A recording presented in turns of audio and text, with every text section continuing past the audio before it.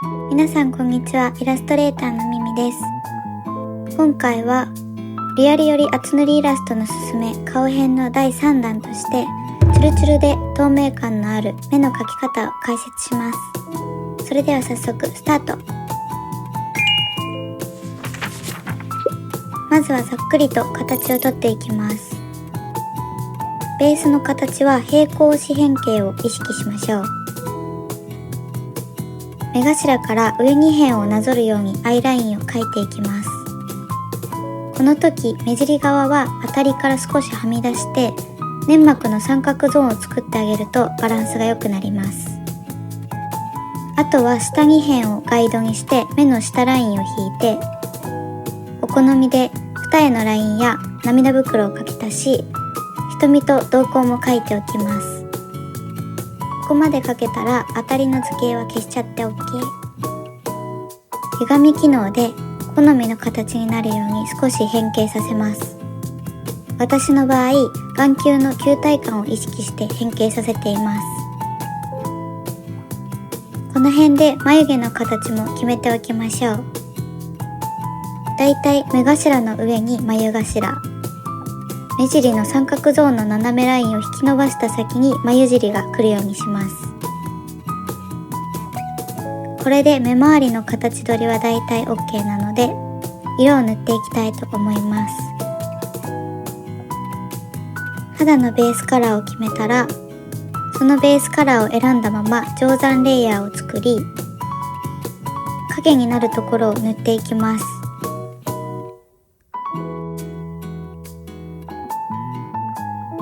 塗る範囲はまぶたや涙袋など瞬きをすると動くところや、最初に意識した三角ゾーン、目のくぼみや忘れがちなクマ部分にものせます。中に眼球があることを意識して立体感を出していきましょう。立体が見えてきたら、それぞれの固有色を塗っていきます。私は結構感覚で色選びしてしまっているので、よくわからないよという方は、下に出しているカラーをスポイトして描いてみてください。そしてこれは結構大事な工程なのですが、粘膜や瞳と白目の境目、まぶたや涙袋に血色を入れていきます。血管が透けるような表現なので、透明感につながります。塗りのレイヤーを結合して新しくレイヤーを作り、まぶたから落ちる影を描いていきます。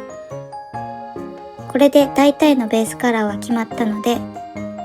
今黒く目立ってしまっている線画を色トレスでなじませていきます。線画の上に新規レイヤーを作り、線画レイヤーにクリッピング。周りの色をスポイトしながら、少し弱めの筆圧で塗っていきます。線を消しすぎないようにするのがポイント。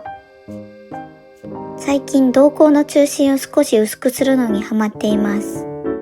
これは後々ハイライトを描くときに役立ちます。色トレスができたら、線画と塗りは結合してしまって大丈夫。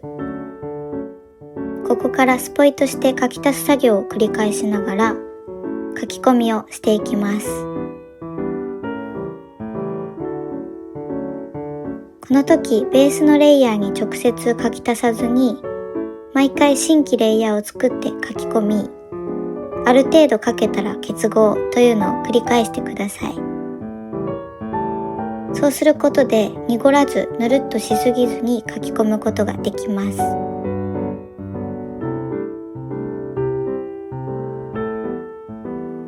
肌部分はなるべく線の跡が馴染むように、瞳の中は逆に馴染みすぎないようにすると情報量にメリハリが出るのでおすすめです。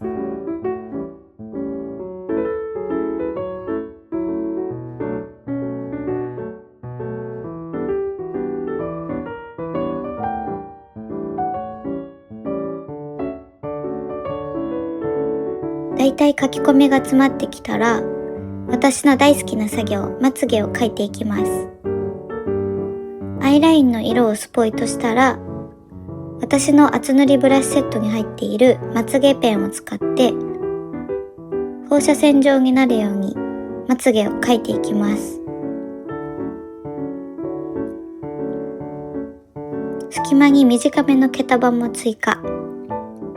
下まつげは少し薄めの色で描いていきます。眼球の中心から放射線状に広がる線を想像しながら描いてあげるといいと思います。仕上がりを見てお好みで濃さや色味を調整しましょう。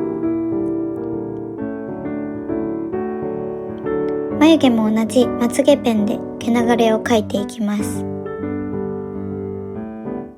濃すぎると垢抜けない感じになりやすいので、肌の色を使って薄めたりしながら調整します。眉頭は下から上に、中間部分はだんだん寝かせるように、眉尻部分は斜め下に向かって描くことを意識してください。普段のメイクの時と同じように、眉頭は薄めに、眉尻は濃いめに描くと自然で垢抜けた眉毛になってくれます。ここから仕上げの楽しい作業、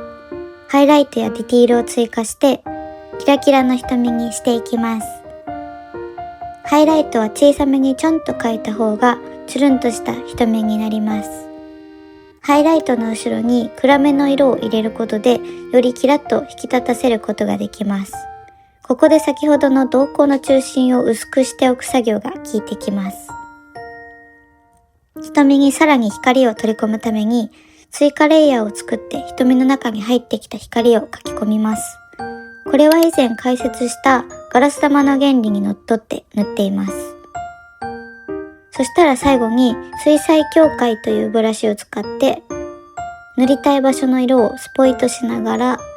重ねて塗っていくことで情報量を増やしていきます。これをすることで輪郭が程よくパチッとしてくれるので、厚塗り特有のぼやけ感みたいなものを改善することができます。満足いくまで描き込んだら、ノイズになっている線を指先ツールでなじませてあげましょう。情報量は残しつつ自然になじんだら、ミミ流チュルチュルお目目の完成。来週はリアルより厚塗りイラストのすすめ顔編の第4弾として、リアルの構造からデフォルメの仕方まで一緒に考えられるような鼻の描き方を解説します。よかったらチャンネル登録、通知をオンにして楽しみに待っていてください。質問やご感想があればぜひコメントいただけると嬉しいです。最後までご視聴いただきありがとうございました。それではまた来週お会いしましょう。